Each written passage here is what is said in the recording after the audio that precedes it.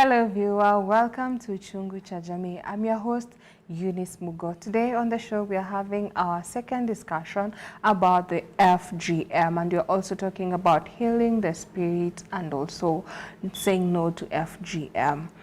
What is your story? What have you gone through? What are the traumas that you have faced? What do you have to say about FGM? Please share with us across all our social media networks. That's GBS TV Africa. Our SMS line is 21144. I'm not alone. I have a guest with me who is going to help us to understand better about FGM. I will allow her to introduce herself. Welcome, guest. Thank you so much for having me here today. My name is Grace Njeri. I am a children and a youth mentor, and on top of that, I'm also a crisis pregnancy counselor. Thank you for having me. Welcome on the set. I like the introduction, crisis pregnancy. Pregnancy crisis? Crisis pregnancy counselor. Crisis pregnancy counselor. Yes. You know, we'll get to that so that you get to understand what it entails. So today we are talking about healing the spirit and ending the cut, especially for the women of the FGM. It's something that we can't say we are advocating for. Actually, we are fighting against, right? Sure. Even in our Kenyan constitution.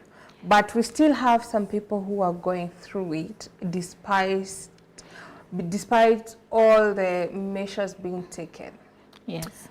But now you can't compare FGM to circumcision of the boy child simply because circumcision of the boy child is being done on the open, even in the hospitals.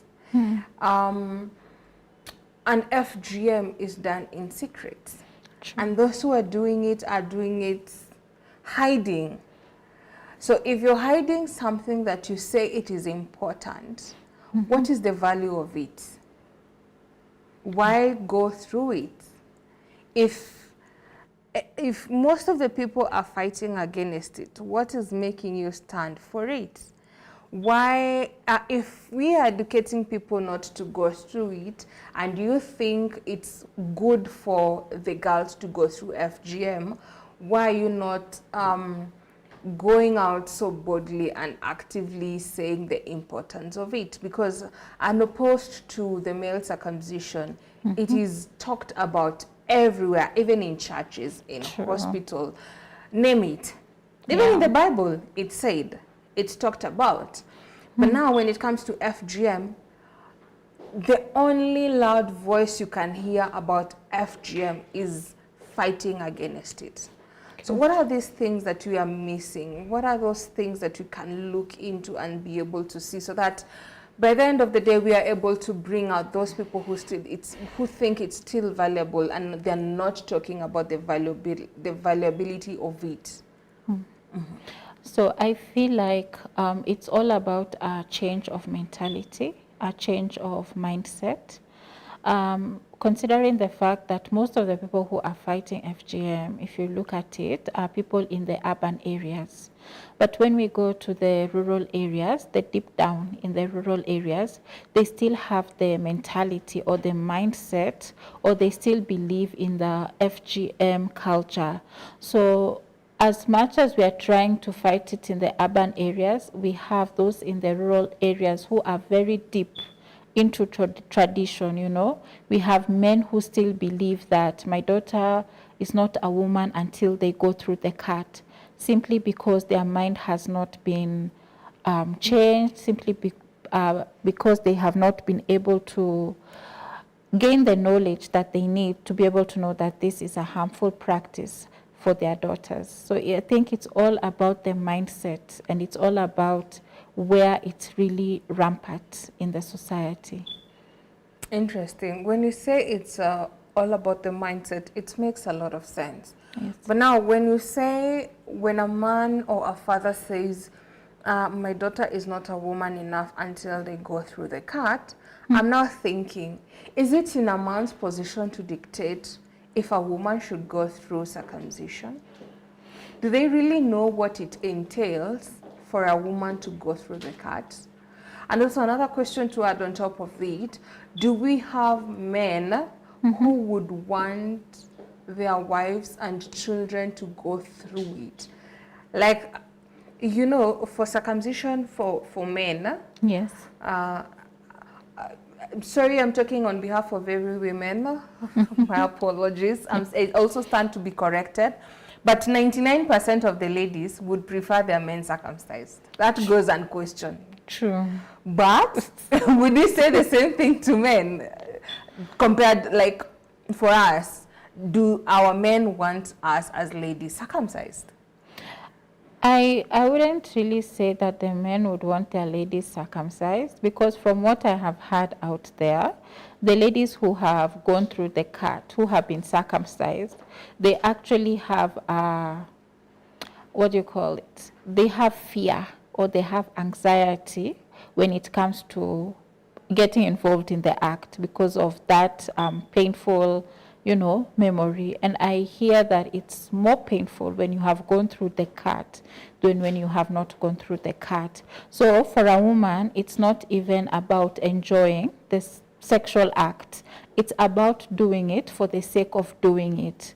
So if it is something that is hindering the women from enjoying this sexual act, then I don't feel there's any man who would want to be with a woman who is not enjoying his, you know, his time and his presence with her.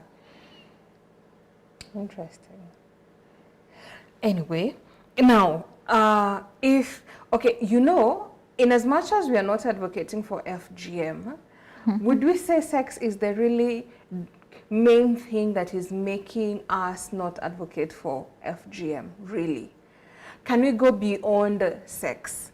Like, what is there to lose than to gain when you're going through FGM? I wouldn't say it's more about the sexual sex aspect. It's also about the traumatic experience a woman goes through when they go through the cut. You know, a girl will be forced to go through FGM or through the cut by their father, because their dad has said it is a must, you go through this cut. So when this girl grows up and becomes an adult, and they find out through knowledge, through experience, that they were not supposed to go through the cut as women, they develop a traumatic experience towards it. They develop hatred towards their father, because they feel like it's their father who took them through this pain. And they feel like it was a way of demeaning them, you know, because most of them who go through the cut, no one asks them. You know, we've seen stories, we've seen cases of girls who ran away from the home on that morning when they're supposed to go through the cut, because they know that this is a wrong thing. They know that this is not supposed to be happening to me. Yes, so I think we can say it affects the lady socially, emotionally, you know, even physically. Maybe when she goes to interact with others later in the future, and she hears the rest of the girls have not gone through this cut, it comes to create a sort of stigma for her. You know, why did I go through the cut? How come these other girls did not go through the cut? What knowledge did their fathers have that my own father did not have? So it goes beyond the sexual act. Interesting. What happens if you're in an environment that is vice versa? Because in this case, I think we've dwelt so much in an environment where a lot of people have not gone through the cut. Sure. What happens if you're in an environment that everyone is going through the cut? Like in a community or in a village where every lady goes through it, and men have no say about it, absolutely, where you have to go for it. It's your auntie who is saying you have to go for it. It's your grandmother who is planning for you to where exactly you are supposed to go for that cut, for how long you're going to stay there. The preparation is being done by the women themselves. It has nothing absolutely to do with the man. And then if you are maybe privileged enough to be more enlightened, and you've seen the damage of it and you've not gone through it, and now you're the only person who have not gone through the cut in that entire place. Or rather, your family has been stereotyped to be the family that has gone against the culture, the norms of that area, and you're not going through the cut. True. I think, first of all, in areas where the women are spearheading this FGM campaign, I think it's an area where the men need to be sat down, you know, and they need to be told that they are the heads of these families, you know. They're the ones who are supposed to be leading and saying what should happen in the community and what should not happen in the community. So if we have a place where the men, you know, the fathers have been enlightened and they've been told the negative aspects about this FGM, then I feel like they can also sit down with their wives and, you know, and try and talk to their wives and tell them about alternatives towards FGM, so that way the father can be able to take his rightful authority as the head of this family, so that it's not the mother who is driving the decision making of this particular family. And as I said, I think we still have a long way when it comes to changing the mindset, especially deep in the rural areas. And so it now takes people who have not gone through the cut to come and tell the mothers, I didn't go through the cut, but I am a woman. I learned techniques of womanhood in another perspective, in another way, because FGM is dealing with the physical aspect of it, but are we dealing with the emotional aspect? Are we dealing with the social aspect? Yeah. Interesting. When you're talking about circumcision, especially when you're looking at it from the boy's perspective, we call it rite of passage. Yes. But for the girls, it's not the same. True. So what are these lessons or the alternatives, as you're saying, that the girls should go through as a rite of passage? Because we all agree, even if the boys go through circumcision as a rite of passage, it doesn't really mean they have matured. Yeah, true. And also for the FGM part of it, it also doesn't mean that this girl is matured. True. Because right now, as we are talking about it, it is being proven that I have not gone through the cut, but I'm mature.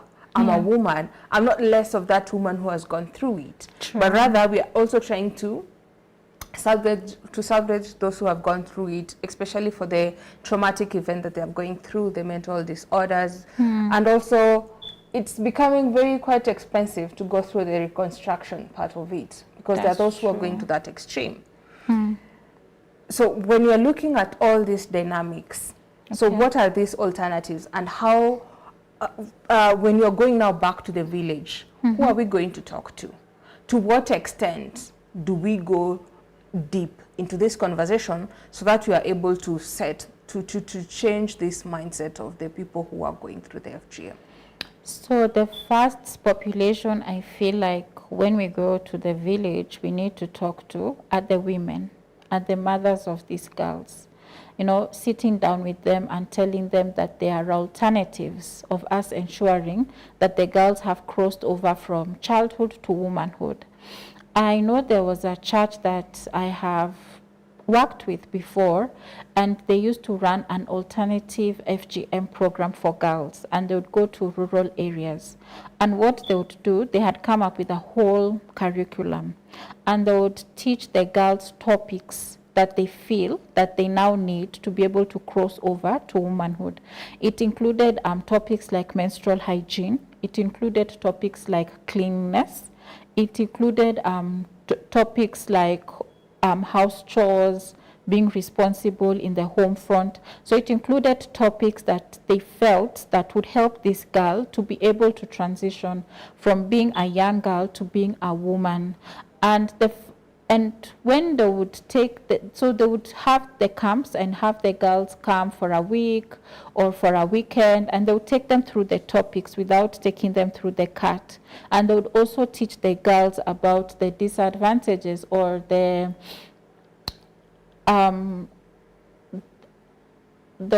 tell them about the consequences of having the cut, and they would instead look at topics that these girls, it would help them to cross over, how to handle men, how to handle boys, about sexual purity, and about abstinence. And when they would finish the 1 week or the weekend or the time they would have the girls for the camp, they would always invite the parents, especially the mothers.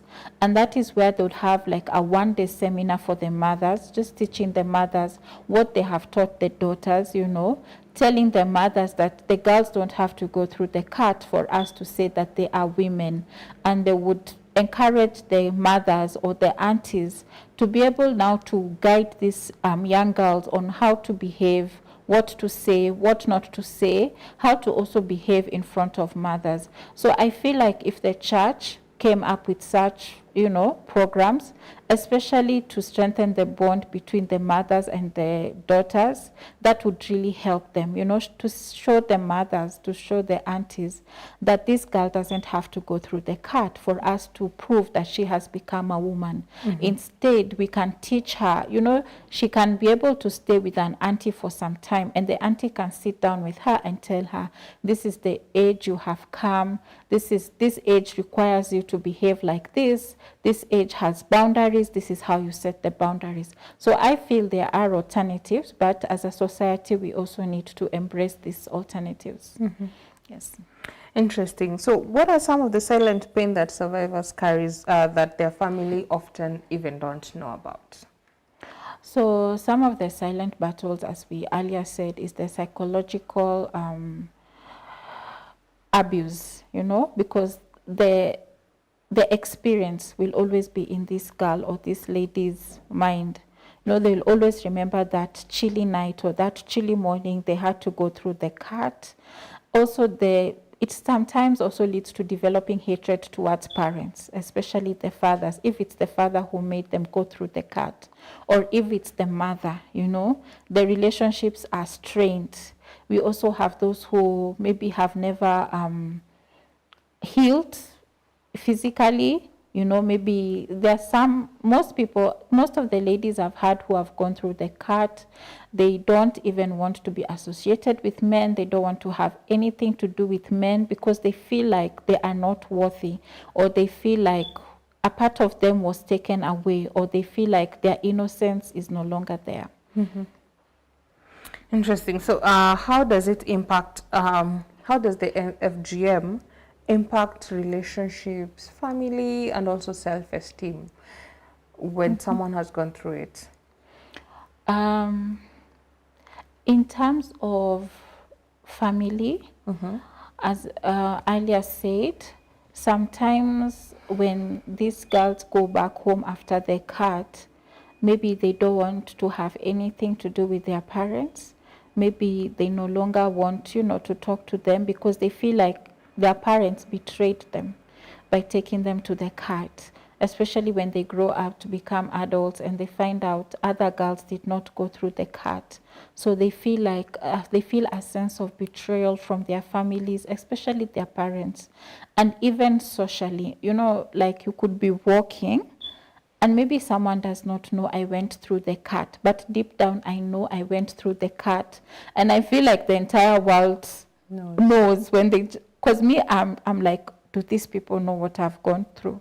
You know, and it lowers my self-esteem because I was forced into something that left me with a mark, that left me with so much pain, that left me, you know, with so much tears, or left me with so much anger. And so socially, and then I come to the society and I hear that majority of the ladies I'm with, they've not been cut. So I feel that stigmatization, that I went through something that I was not supposed to go through. Interesting. So yesterday when we were having this same conversation, something came up, and I don't know, I just want to paint a case scenario.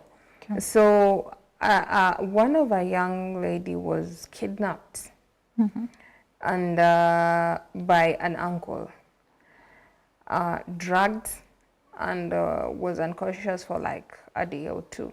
By the time she's waking up, she has been circumcised. So how fast do you start working on yourself? We agree I was not in agreement to go through the cut. True. But it has happened. Maybe you tried to run away, but you were not able to. For instance, of this girl who I've just mentioned, very busy with her own life, then is kidnapped, and by the time she's waking up, already it has happened. True. So you're waking up in a lot of pains, and with a life-changing episode that you can be able to reverse, but you can't be able also to reverse 100%. True. How do you start the healing journey? Wow. Because it takes a long time. Yeah. First of all, I would mention, I feel like maybe the community, the government, needs to create safe spaces where these girls can run away to. You know, a place where a girl can be sheltered if they would like to avoid the FGM, or those who have gone through the cut, they can be able to go and, you know, begin their healing process. Because I'm imagining this girl cannot go back home because of what she has been through.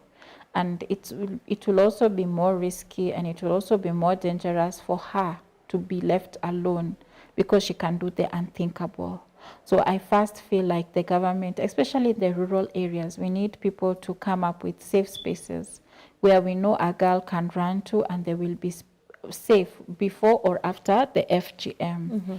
So the first thing for this girl would be to separate herself from her family, because this is the same family that have put her through this pain or has taken her through this brutal experience.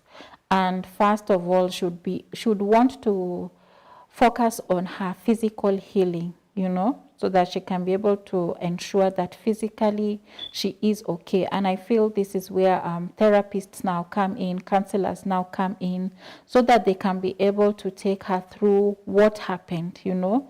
They can be able to walk her through the journey of her talking about it, talking about her experience, talking about her feelings, and for her to be able to process what has happened. But it would also be a time for her to not let this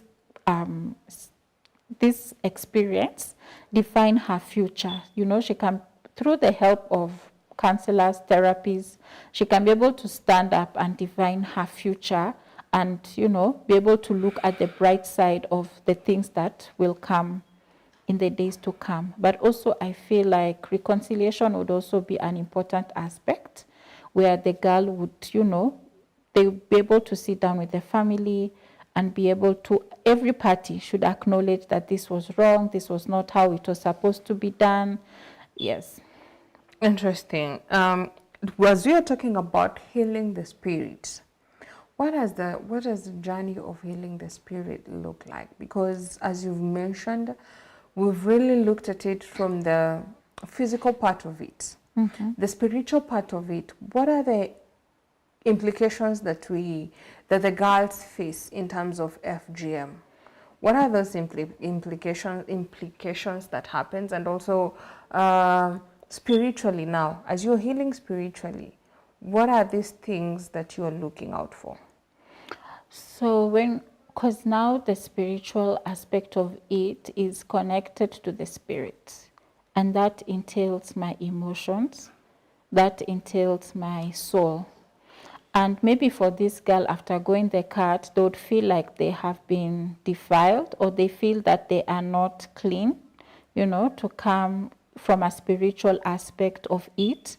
And so this is where we need religious leaders, or we need churches to come up with healing programs where this girl is told that even if you went through the cut, it doesn't mean that you were defiled, or it doesn't mean that God is still far away.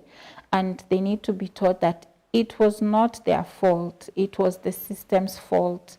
And this way they can be able to go through a journey of, you know, expressing their anger, expressing their frustrations towards God, and to allow God in turn to be able to take them through this healing journey, to be able to take them through the journey of forgiveness, to take them through the journey of letting go, and to be able to even give them the assurance that in the mind of Christ, they are still his beloved children.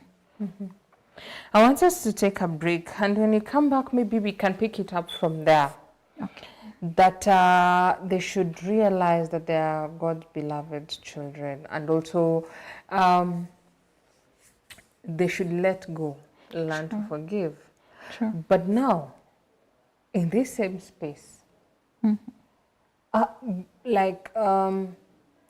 if you've gone through so much trauma, what are the possibilities for this safe space? Is it even possibility? What are the guarantees, stroke possibility of this space, safe space, is going to provide for you exactly what you're looking out for in terms of reconciliation, in terms of the stability, and also the fact that I'm not able to forgive immediately. I'm not able to go through these. Is it something that who am I walking this journey with? Am I able to be open and vulnerable enough for me or for the other person to feel me? Because it takes two to tangle for you to be able to walk through this journey. Yeah. So in terms of mentees who are there, the mentors who are mentoring these girls who have gone through it, who are also talking to the parents, because now they're playing like a middle person. Yeah. To bring back the reconciliation that you are able to talk about, to bring back the healing that you are able to talk about. Now, what are these values or characters should a mentor be carrying in order for them to be able to help these young girls and to see them coming off from it and also accepting themselves the way they are, so that by the end of the day they're not only healed or physically in terms of the cut has already been healed but the damage is already undone, and also going maybe through the reconstruction part of it, but now being also mentally stable, the traumas and to be able to overcome everything, so that by the end of the day we tend to say history repeats itself. True. For history to repeat itself, it's what you've been exposed to by default. You find it to be a norm. Yeah. To expose even maybe your children or those who are under you. Could be your young sisters, could be your own daughters. True. Could be your own grandchildren when you've grown, because it's history repeating itself. True. So how do we make sure that they have been delivered from that for them to be truly, truly free, not to repeat itself? That is what I'd want us to look at when we come back. Viewer, I hope you're learning as much as I am. Send in your question, interact with us across all our social media networks. That's GBS TV Africa. Our SMS line is 21144. We'll be back shortly.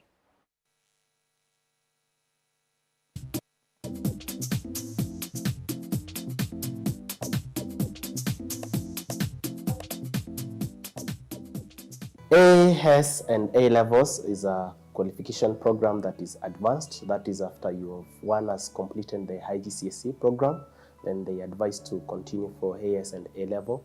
AS typically is a 1-year program, and A levels is done in the 2nd year after completing the AS level. And this one equips the student with the knowledge that is recommended for the university and also by employers outside the countries or within the country.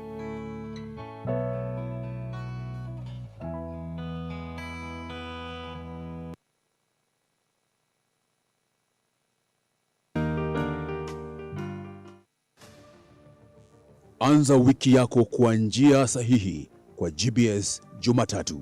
Niko nawe hadi mida ya saa 4 asubuhi. Kwanza niseme asante kwa kuzidi kufuatilia na kutazama vipindi vyetu ambavyo huwa tunakuandalia hapa ndani ya GBS TV Jumatatu. People are now seeing the money that have been given to church as a bribe. Jiunge nasi kila Jumatatu asubuhi kuanzia saa 1:30. Nimesikia mwenzangu akifanya hesabu hapo ya vile ambavyo miungano zitakuwa. Ruto is going to fail whether with Raila or without Raila. Kuna mahali anakosea akisema ati Raila na Ruto wataungana Hakuna kuungana iko hapo. Ndugu yangu, aje nikwambie ukweli. Hadithi za kunoga. Ukiangalia Wakenya, wananchi wa Kenya, pia hao maisha yao imedhulumiwa kwa kuongezwa kwa taxes, ziko very high taxes. So the statement by Rigathi Gachagua is just statement ya kumcheck that we can see you we can see between the lines. Na mazungumzo yenye nguvu ya kukuletea utulivu kwa wiki yako. Ati Raila ataingia UDA hapo hiyo ni ndoto. Mimi yote nasema hawezi, sababu nasema hivi mheshimiwa, ikiwa Raila itakuwa, mimi naona itakuwa hadi saa 4 za asubuhi kwa majadiliano ya kusisimua. Mheshimiwa Rais William Samoei Ruto ajue ya kwamba sasa yeye ni president wa Kenya. Sio mambo ya kufanyia wana Kenya mzaha. Kupoteza biashara kwa siku moja katika CPD, nafikiria ni jambo ambalo ni rahisi. Usikose, ingia kwenye GPS TV. Anza Jumatatu yako kwa kusudi. if the government does not spend, my brother, hakuna maendeleo inaonekana, hakuna barabara zinatengenezwa, hakuna dawa kwa hospitali, my friend, economies will not grow. Tuonane panapo majaliwa yake Mwenyezi Mungu. GPS Jumatatu, palipo mjadala wa leo na mwelekeo wa kesho. I'm your host, the most Irene Shiguna. SK the DJ Ava, aka the Mix Wizard. Don't call me MC Slingshot.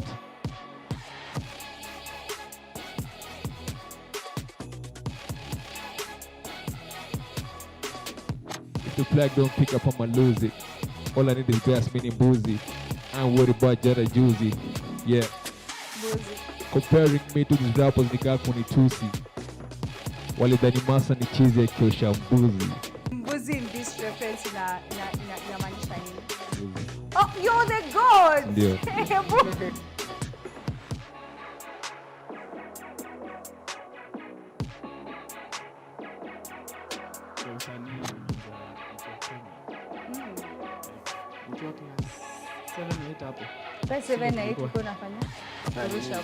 Tulikuwa tuna wasanii wa shule kila Friday unaitwa form 4, wakanilipia my first video.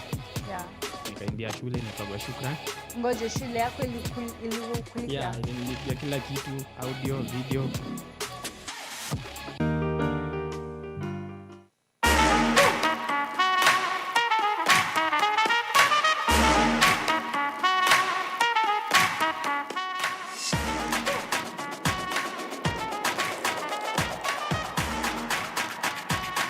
Jina ni Coach Martin Musili. I'm a coach, as I've stated. E-sport nilitambua since 2015, 2016. Kuna sports mingi man, but nilikutiga kwa fencing. Kwa e-sport kuna kitele, kuna pesa kweli. In as much as tunaiplay, tunaitumia pia kama life skills. Si shule peke yake, pia corporate. Na tunakuja tunafunza strategic thinking. It can create an avenue for a scholarship. If maybe anacheza shule, a scholarship. Maybe anaweza advertise ile corporate. Nini imekukeep kwa game? Like ni strategy gani unatumia? Like unafeel strategy ndio imenyekanga hapa, unafeel kupeleka mbali. Alafu utaniambia ni strategy gani imekumake unatumia as a player, ona ndio strategy yangu inafanyanga na win game. Hata as a coach, ni strategy gani unaonanga hii nikitumia nasaidia player wangu kudefeat opponent wake. Requirements zangu ni nini? Nini nataka kwa fencer? What are the requirements? All you have to be, as long as you can walk, you can move your arms, and you can think on your feet, you can fence. Ili kujua mengi, jiunge nami Omala Brian kwenye GBS TV Sports Sugu Show. This is where passion meets the game.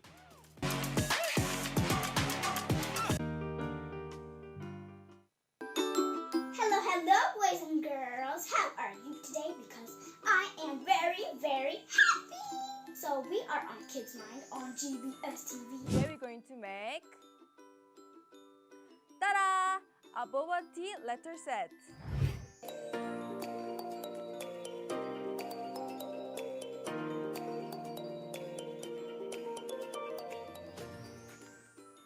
We are moving to singing class. Skinamarinky dinky ding, skinamarinky doo. I love you. The tortoise and the hare. Friends, do you know about this story? Now you're finished to make.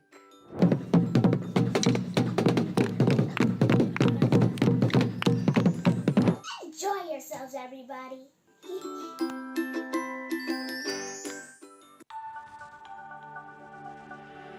Everywhere, GBS.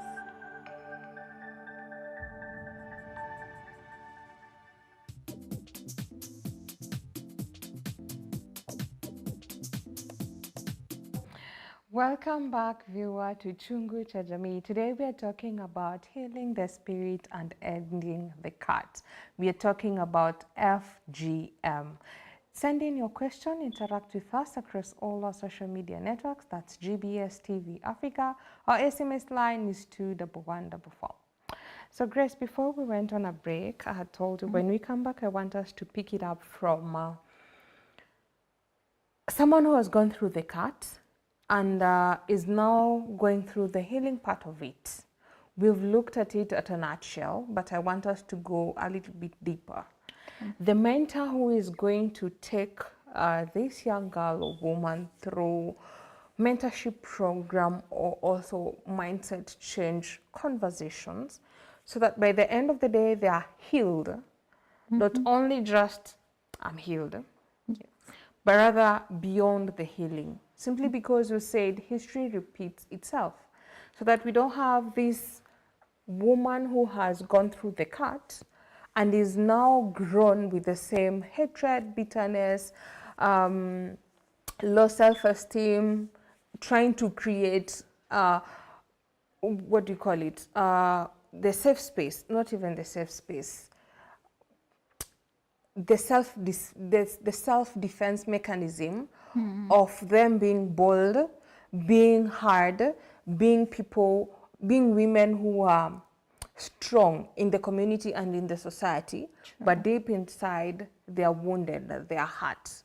Because now when you're talking about history repeating itself, we are going to, as they are growing, they are also having young ones growing, looking up to them. They are either elder sisters, their cousins, their parents. Soon they will also be grandparents.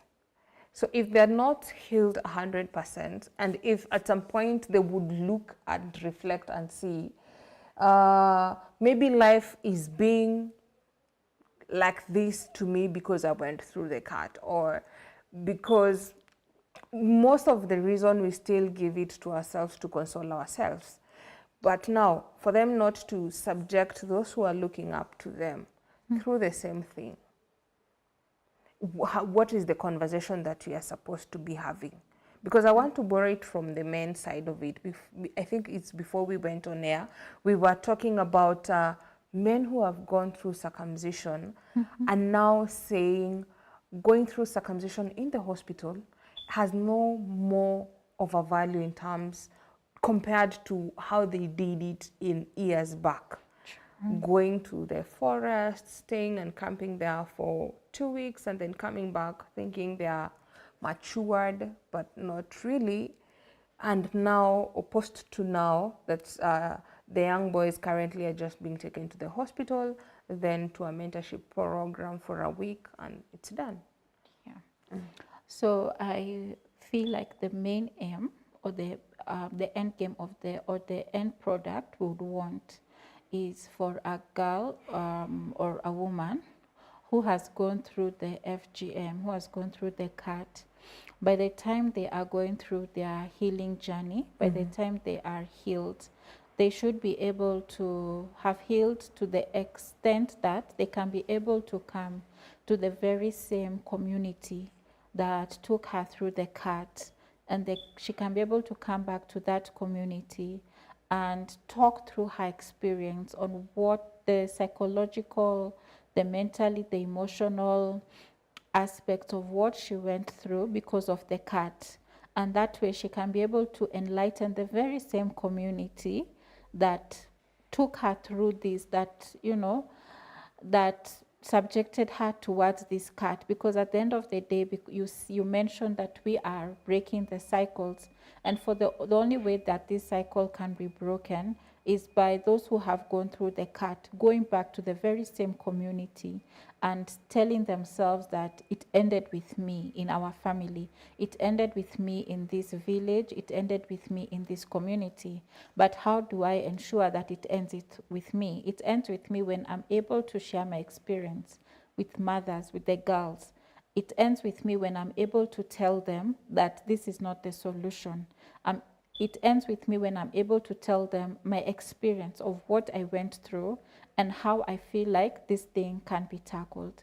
So I feel like that would be the end product or the end game for a girl who is going through her healing journey.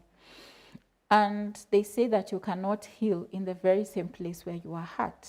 So in order for this girl or this lady or this woman to heal, there'll be need to have a change of environment.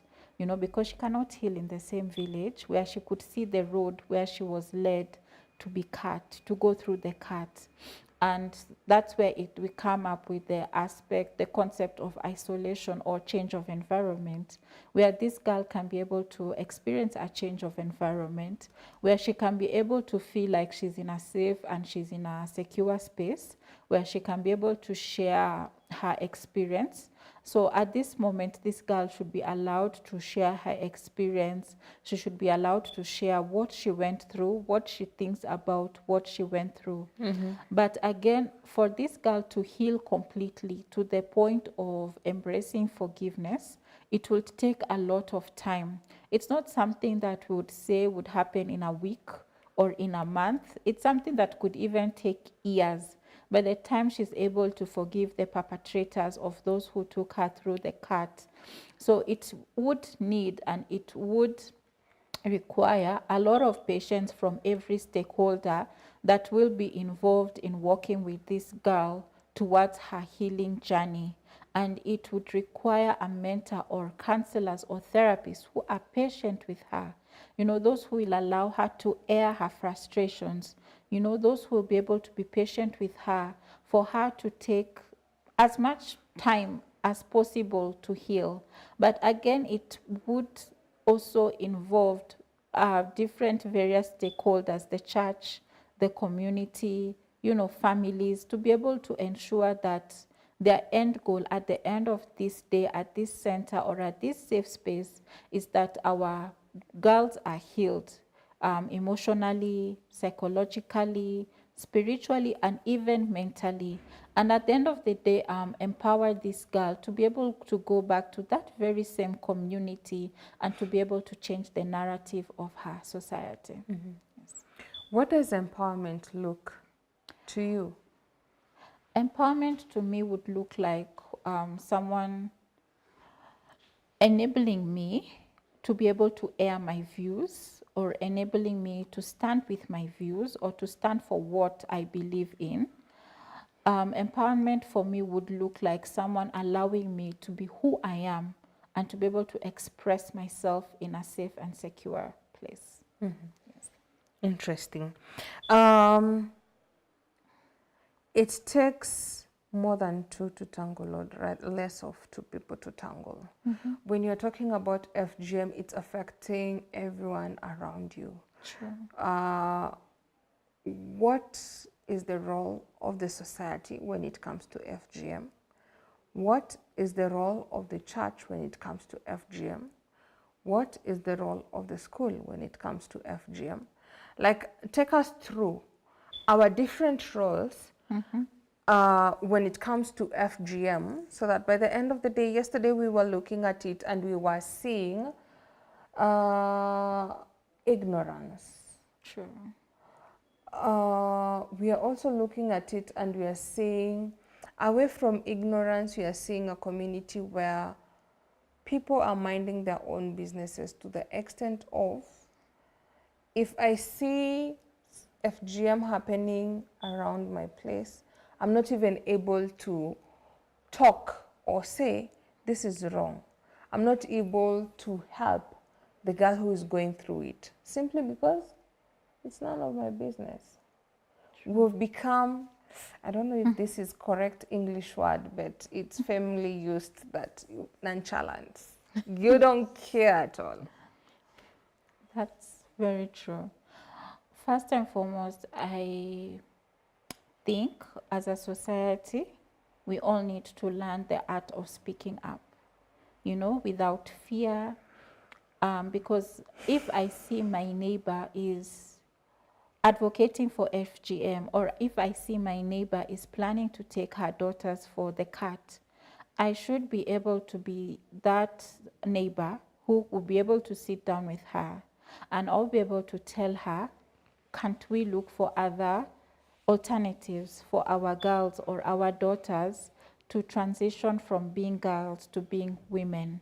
So I feel like as a society, as you said, my neighbor could be bleeding, but I decide to turn my eye the other side instead of me helping my neighbor not to bleed or helping my neighbor to stand up, to arise. So I feel as a society, wherever we are, if you see there is an aspect of FGM that is happening, you know, in our surroundings, I feel like we need to speak up, you know. We need to come up together in our villages, in our neighborhoods, and hold each other's hands and say that here in this area, our girls will not go through the cut.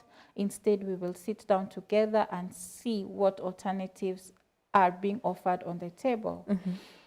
In terms of school, I have the opinion that sometimes the schools, all they do is teach our children the subjects, but they don't teach them the social aspects that come to affect our children, you know, in the life after. So it's up to the school to look for facilitators, to look for mentors who can come and teach the students, who can come and teach the girls about alternatives to FGM. In that way, a girl can be able to go home and have a conversation with her mother, have a conversation with her father or her auntie, or those in authority of her, and tell them that in school, so and so came, and we learned that we don't have to go through the cut for me to be a woman. So that way, when the child is empowered in school, they can be able to have the facts, they can be able to have the knowledge that they need to go and have conversations back at home, or they can be able to talk among the peers and say, for us, we don't want this thing, because in school we were told that this has its own implications that we would not want to go through. The church comes in. Now most of our mothers, they go to church, they go for church programs. That is where the church needs to, and apart from the spiritual aspect, the church also needs to look at the social aspect. You know, the church needs to talk things out, you know, teach the women, apart from teaching them Bible, about prayer, about worship, they can also tell them that we want to make you holistic mother, not only spiritually, but we also want to know, how are you living with your children? How are you treating these children? Are you listening to your children? Because at the end of the day, when we look at it from a spiritual aspect, these kids are just custodians from God. You know, it is God who gives these kids to these parents. So the church also has a mandate to be able to organize workshops, to organize seminars, and apart from the spiritual aspect, they can also tackle the social aspect. And also the church needs to learn to open its doors. They're the ones who I feel like they can take a lead when it comes to creating these safe spaces for the girls to be able to run away from home, or to be able to go to church and say, this is what is happening at home. And the church should be able to bridge the gap between the family and the girl. Interesting. As we wind up, I want us to look at it from the point of view of call to action. Yes. We've looked about how these young girls or women can be brought in, have a conversation, roles of a school, a church, and so forth and so on. But now, what is this call to action? What are we looking out for by the end of the day? Because in our society, how we've been brought up is essentially how we grow. Sure. Adapting most of the things. time has changed, we've evolved, we've changed mindset, we've changed a lot of things. But at this given point is where now we are sitting and reflecting, looking back, and we are saying, I think we have lost the touch of our grandparents' time, of our forefathers. We're losing the touch by a lot of things. True. How now do we, in as much as we are bringing evolvement, this touch that we are losing, how are you able to draw the line of knowing we're evolving? We are not only losing the touch, but in as much as we are keeping also the values, the cultural things, we are also not keeping the negative part of it, but rather only the positive that is building. So that when we go back to the village, we are going now with the same conversation. You guys have been doing ABCD. It's cultural, it's what you believe in. You say it's good, but it's not good. This is what it's good. Because if I've been taught believing that this is a cup of milk, there's no way you're going to convince me this is a glass of water. True. If to me milk is colorless, to you milk is white, you have to make me believe. It takes more than just seeing. It takes now convincing. What is this convincing power that you are going to have? Who are the right people to talk to? I know we mentioned about mothers so that they may know what you're talking to the girls, and also fathers also to be able to stand strong to their families and to be able to make solid decision. True. But it takes a lot of people. It takes a village to make a community, so to speak. Yeah. So how now do we bring everyone together so that by the end of the day, we also have that unity and cohesion? So this reminds me of a discussion I was having with a friend, a male friend who was, I'll not mention the community. And they were telling me that in their community, when one got married, the girl would have to stay with the mother-in-law for 3 months to be able to be oriented. What does it mean to be a wife? What does it mean to eventually be a mother? How does it mean to live in this community? But I remember posing the question, so when do I enjoy my marriage, the first 3 months, if I'm staying with your mother? So I acknowledge that, yes, it is important for me to stay with an older woman who can help me navigate through the environment of marriage. How do I stay with my husband? How do I stay with the community? And this brings us back to in the aspect of FGM. Perhaps a call to action would be us going to our rural areas, going to the villages, especially where this thing is very rampant. Maybe sit down with these people who advocate for FGM, listen to where they're coming from, and us telling them where we are coming from. So I'm sure apart from them doing the cut, they normally have sessions with the girls, teaching them about womanhood. So we can tell them that in this table, as we sit down as different stakeholders, we want to adapt what is good for our girls, and we want to discard what is negative or harmful to our girls. But it also now takes changing the mindset of these old women, our grandmothers, you know, these who are advocating for FGM, and just taking them through training, workshops, seminars, enlightening them and telling them, this is the cut, this is what the cut is doing to our girls. This is the negative effect the cut is having to our girls. Perhaps instead of us focusing on the cut, how about we focus on the mindset? How about you guys embrace having seminars with these girls, teaching them what you think womanhood entails, teaching them what you expect of them as they transition from puberty to now becoming women according to your perspective, so that we can show them at the end of the day that the goal for every stakeholder is for us to have a healthy society. You know, it's for us to be able to bring up girls who are not ashamed of their bodies, who are not ashamed, who are not having to deal with the emotional aspects that they went through the cut.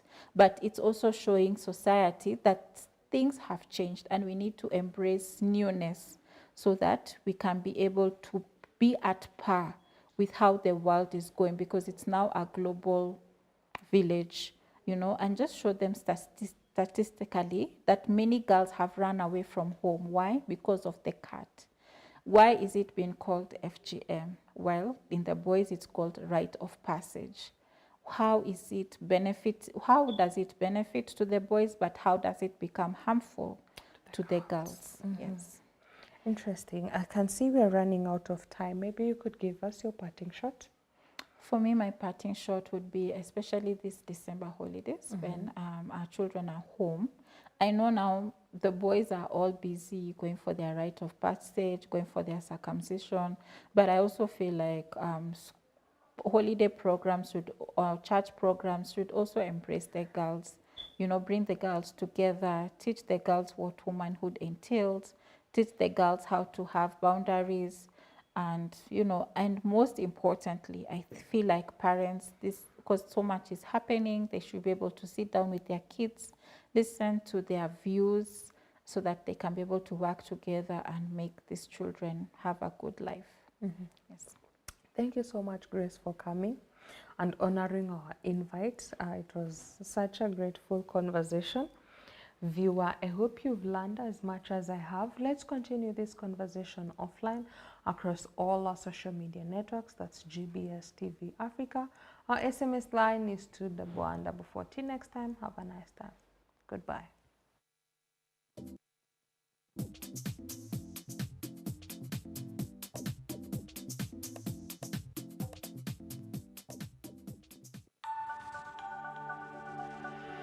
Everywhere, GBS.